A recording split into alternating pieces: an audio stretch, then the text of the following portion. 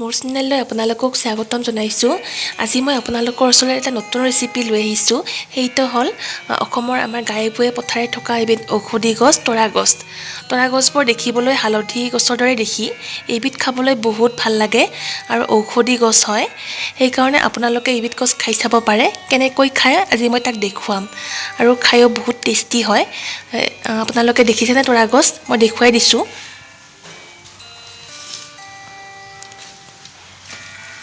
এইবিলাক তৰা গছ। এতিয়া মই এইবিলাক কাটিম। ভিতৰত চকলীয়া যিখিনি কোমল অংশ থাকে সেইখিনিহে খাব লাগে। এতিয়া মই এইটো কাটি দেখুৱাম।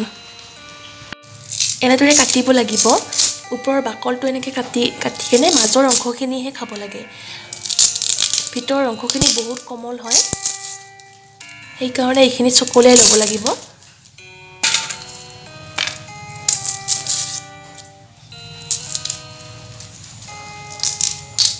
এয়া দেখিছে, ইয়াৰ ভিতৰৰ অংশখিনি এইখিনিহে খাব লাগে।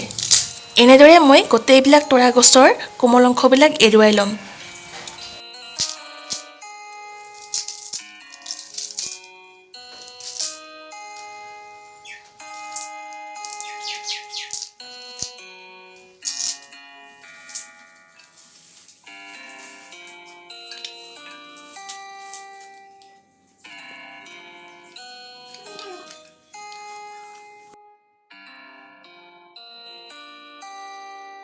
তৰা গছৰ আঞ্জাত দিবলৈ মই এয়া 4টা আলু কাটি লৈছোঁ সৰু সৰুকৈ। লগতে এয়া লৈছোঁ নিমখ, হালধি, জিৰা গুড়া, আদা, শুকান জলকীয়া 2টা লৈছোঁ, নহৰু কেইফুটমান লৈছোঁ আৰু এটা পিঁয়াজ আৰু তেজপাত 2খন। আদা আৰু নহৰুখিনি মই এনেকৈ পেষ্ট বনাই ল'ম।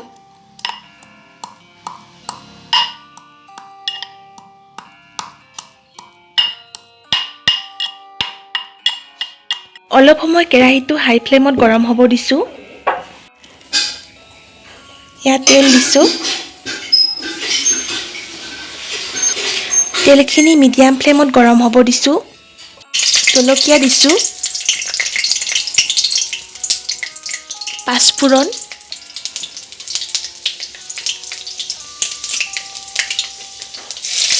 তেজপাত,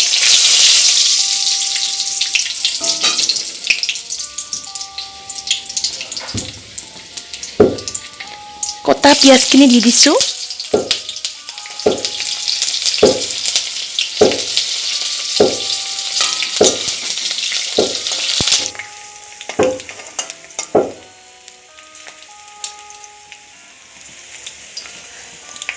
এয়া তৰা গছৰ পচলাখিনি দি দিছোঁ।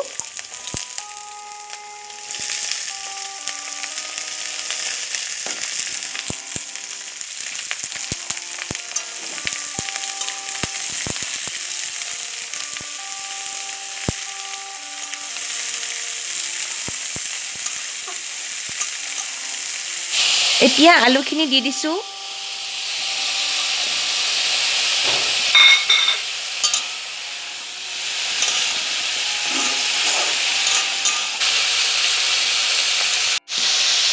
নিমখ সোৱাদ অনুযায়ী দিছোঁ।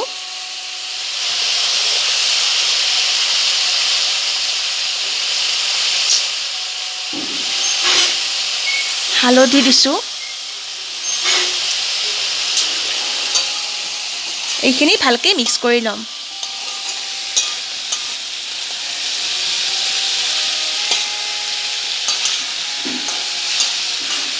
পচলাখিনি সিজিবৰ কাৰণে ঢাকনিখনেৰে ঢাকি থ'ম। পিছত ঢাকনখন এনেকৈ এৰুৱাই লৈছোঁ।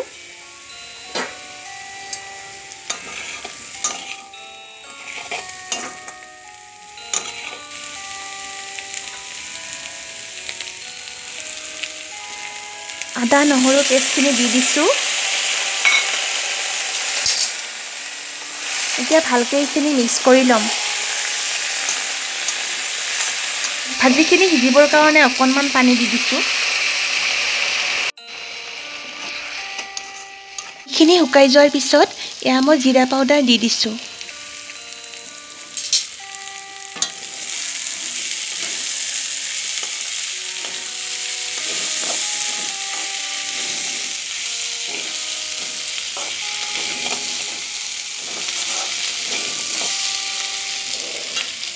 2 মিনিট পিছত মোৰ তৰা গছৰ আঞ্জাখন হৈ গ'ল।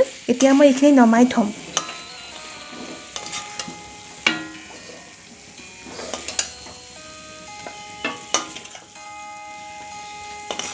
এয়া চাওক তৰা গছৰ আঞ্জাখন কি ধুনীয়া হৈছে। আপোনালোকেও খাই চাব পাৰে, পচলাৰ দৰে লাগে খাই। খুব টেষ্টি আৰু হেল্থি হয়, পেটৰ কাৰণেও বহুত ভাল। আপোনালোকে পালে কেতিয়াবা খাই চাব। আৰু মোৰ ৰেচিপিটো ভাল পালে লাইক কৰিব, ছাবস্ক্ৰাইব কৰিব।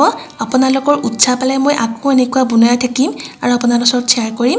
ধন্যবাদ।